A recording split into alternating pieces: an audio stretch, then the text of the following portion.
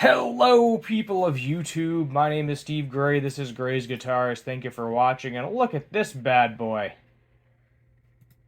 Look at this bad boy. Yeah, that is a purple Flying V.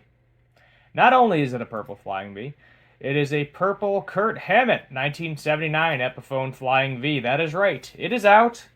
You're going to hear me complain about the price in a few minutes. Be prepared, it's coming. But we got some cool specs with this one. Cool color. Obviously, there's going to be a little bit of a premium because Metallica, because Kirk Hammett.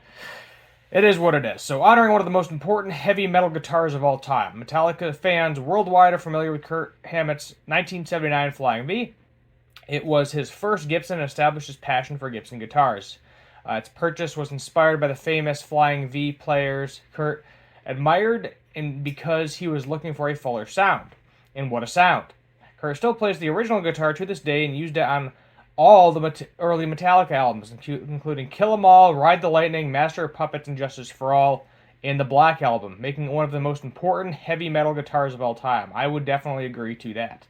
Now, Epiphone is partnering with the Gibson Custom Shop to release the Epiphone Kirk Hammett 1979 Flying V, a meticulous recreation of Kurt's prized original. It features a mahogany body, one-piece mahogany neck with volute, Grover Aromatic tuners, machine heads with spade buttons, and a custom bridge. So keep in mind that is going to be an interesting part. The electronics are also top-notch with a pair of USA calibrated T-type humbuckers. So that's right, we're getting Gibson humbuckers on this bad boy. Pickups wired to CTS pots, orange drop capacitors, switchcraft, three-way pickup toggle switch, and input jack. A Kirk Hammett logo above in the rear of the headstock, and a black hardshell case with a red plush interior is also included. So this is one of those rare times where I'm complaining about the price a little bit because I think this should be around $1,000. But at the same time, I completely understand this price because Kirk Hammett, Gibson Electronics, custom color, custom bridge, all the good things about it are right here in front of you. The only complaint that some of you are probably going to have is that it's not actual rosewood, because I'm pretty confident that is an Indian Laurel fretboard, which I have played, and they are perfectly fine, very similar to rosewood, but it's not technically the same thing. So that may be the only complaint you have about this guitar.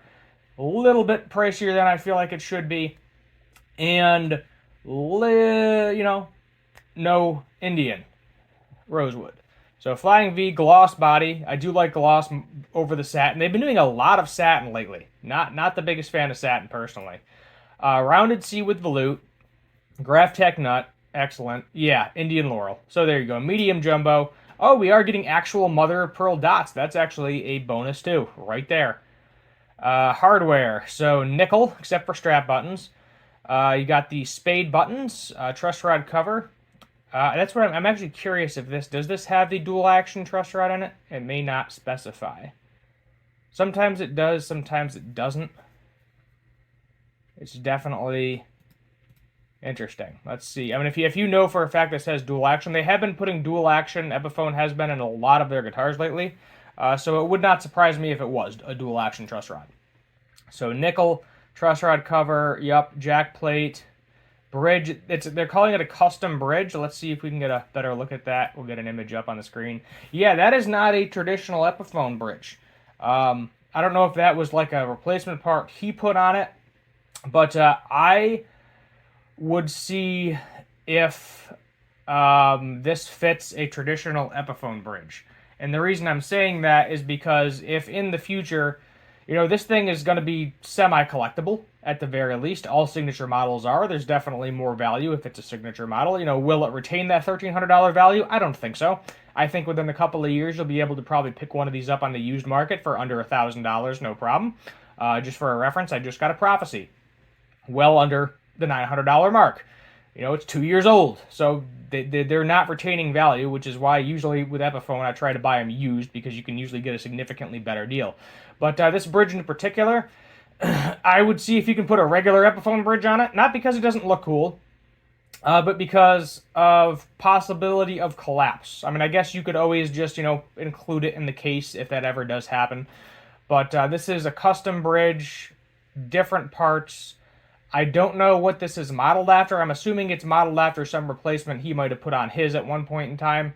But this is the only Epiphone that this is on. So if you ever have an issue with that, the chances of you actually being able to find just a drop-on replacement, I think, would be slim. But you're talking this is years down the road. Gibson and Epiphone bridges, sometimes they collapse, sometimes they don't. Sometimes it's just the luck of the draw, and you're talking, if they do, it's usually 30 years down the road before you actually have to worry about replacing that thing. So, I mean, it's not something that's immediate, but it's something that you may want to take into consideration if you are a collector. Electronics, yeah, Gibson. Those pickups, those are like $300 pickups. I believe the Gibson T-types are like $150 a pickup. Let me see if I can... I searched the sidebar. Let's see here. I didn't want to do that. Let's try that again. We'll figure this out. Search the web. There we go. And we go with shopping. Yeah, there are three. So just the pickup set in this thing is $300.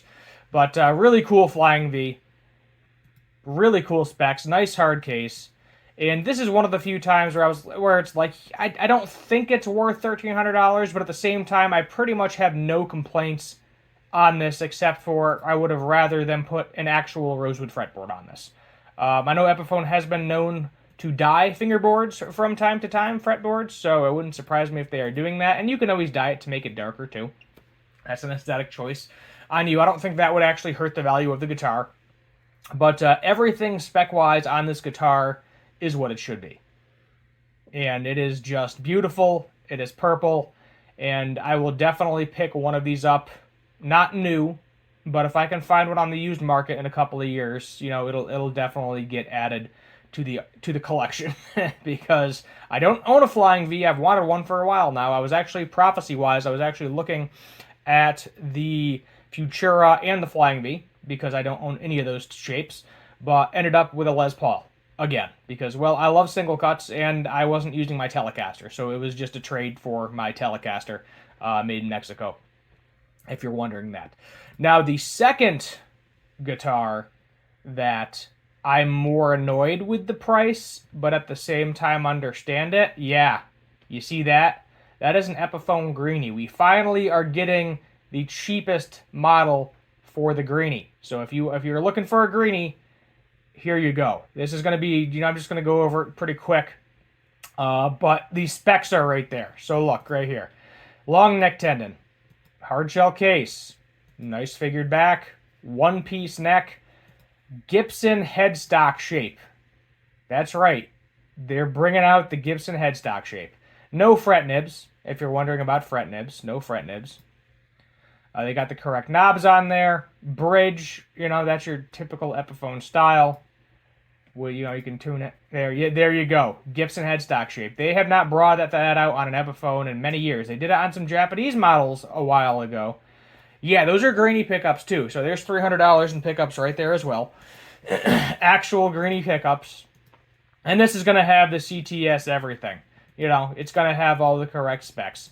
The rumor of this particular guitar, though, is the price point of $1,500. I really hope that's not the case. So, Epiphone is bringing out the Gibson headstock, or Gibson is bringing out the Gibson headstock, whatever. People have wanted this shape on an Epiphone, like, consistently. They were like, Squier does the same headstock shape. Why can't Epiphone? Yes, the newer Epiphone headstock shape is nice, but it lines up with the history of Epiphone. It doesn't line up with the history of Gibson. I would like an Epiphone Les Paul with a Gibson headstock. And this is checking all the boxes for you right here. My complaint on this, obviously, is going to be it's a satin finish. And not a big fan of satin finishes. Same with the Prophecy that I have. They call it a semi-gloss, but it's like a buffed-up satin finish, I guess is the best way you can describe it. But they've been popping out a lot of satin finishes lately, and I'm just not a big fan of them. Yeah, so if you're thinking about holding out for that Les Paul over the V, I can understand, because Gibson headstock shape. But at the same time, this V also technically has the correct Gibson headstock shape, and you can always just replace that Epiphone cover with a Gibson one. If you're that, I've seen people do that all the time with the basses, the Firebirds, and the Vs. If you're that, you don't like the way that looks, you just take it off, put one on it that says Gibson, and then people are none the wiser to it. Not a big deal. I would just leave it alone. Keep the original because then if you sell it, then you're not trying to rip anybody off. But other than that, I think this is really cool. I think that Les Paul is going to be really cool. I just don't see the point in buying this new because, as I said, on the used market, the prices of these drop dramatically, the majority of them.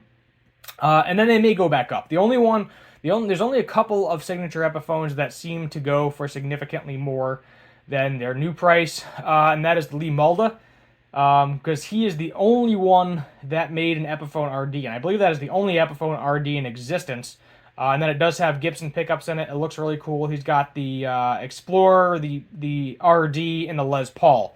So on the used market, I don't really see, depends on how many they make too, but I don't really see this going for over this price unless it's several years in the future. Depends on how many of them they make too. If they're making a bunch of these and you can easily get them, then probably not so much. But if it's something where this is, very short run, then definitely may go up in price. But I think after a few years, you will find these sub $1,000, and then that may be the time you want to pick one of these up. So it's up to you. But keep in mind, if you buy it new, 9 out of 10, you're going to be losing some money on it. That's how Epiphones typically work. Not all of them, but majority of them. From a collector point. So there it is. There you have it. Thank you for watching. Share, like, subscribe, comment, all that fun stuff. Once the Epiphone Greeny actually does come out and we have more information on the price and specs, I will do a separate video of that too. I just wanted to do a little bit of a teaser here at the end of it. But other than that, thank you for watching, and as always, have a good one.